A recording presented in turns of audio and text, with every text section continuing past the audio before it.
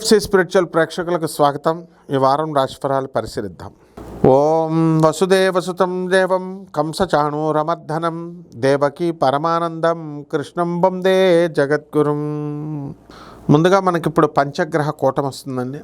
ఈ యొక్క కుంభరాశిలో రాహువు, రవి, కుజ, బుధ, శుక్ర గ్రహాలు ఉండడము, అలాగే సింహరాశిలో కేతువు, మిథున రాశిలో గురుగ్రహము, ఇవన్నీ కూడా ఉండి శని వక్రించి మీనరాశిలో ఉన్నాడు. ఇది గ్రహస్థితి.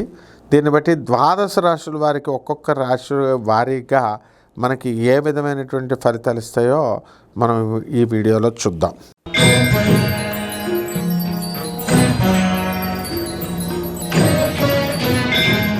తులారాశి. ఈ తులారాశి వారికి అందరికీ కూడా ఈ పంచగ్రహ కూటమి ప్రభావంగా కుంభరాశిలో ఏర్పడినటువంటి ప్రభావం వలన మీ కోర్టు సమస్యల కోసం తిరుగుతున్నటువంటి వాళ్ళందరికీ కూడా ఊరట లభిస్తూ ఉంటుంది.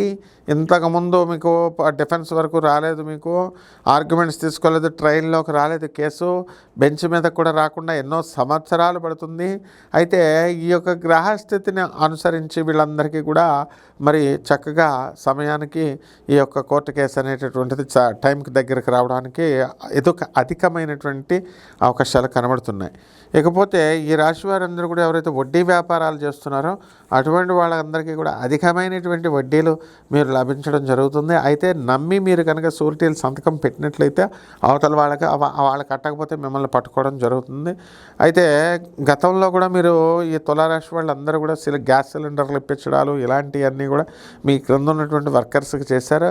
వాళ్ళ సిలిండర్లు అమ్మేసుకున్నారు. అందువలన ఈ గ్యాస్ వాడు మిమ్మల్ని పట్టుకున్నాడు. కాబట్టి గ్యాస్ సిలిండర్ల డబ్బులు, మామూలు అందులో ఉన్న గ్యాస్ డబ్బులు ఇవన్నీ కూడా మీరే కట్టుకునేటటువంటి అవకాశాలు వస్తున్నాయి. కాబట్టి ఇటువంటివి ఏమీ హెల్ప్ చేయకుండా మీరందరూ కూడా చాలా దూరంగా ఈ యొక్క కన్యా రాశి వారందరూ కూడా ఉండి తీరాలి. అలాగే నూతన గ్రహ నిర్మాణాలు ఇవన్నీ కూడా చేస్తారు. ఎవరికైతే స్థలాలు లేనటువంటి వాళ్ళు స్థలాలు కొనడానికి అవకాశాలు ఉంటాయి. ఇల్లు లేనటువంటి వాళ్ళకి ఇల్లు స్థలాలు కొనడానికి అవకాశాలు ఉంటాయి. కాబట్టి ఈ యొక్క తులారాశి వారికి అందరికీ కూడా ఉపాధ్యాయ వృత్తిలో ఉన్నారు, డాక్టర్లు, వీళ్ళకి లాయర్లకి, వీళ్ళందరికీ కూడా మనకి లాభాలు స్వతంత్ర వృత్తి కాబట్టి వీరికి ఎదగడానికి అవకాశాలు ఉంటాయి.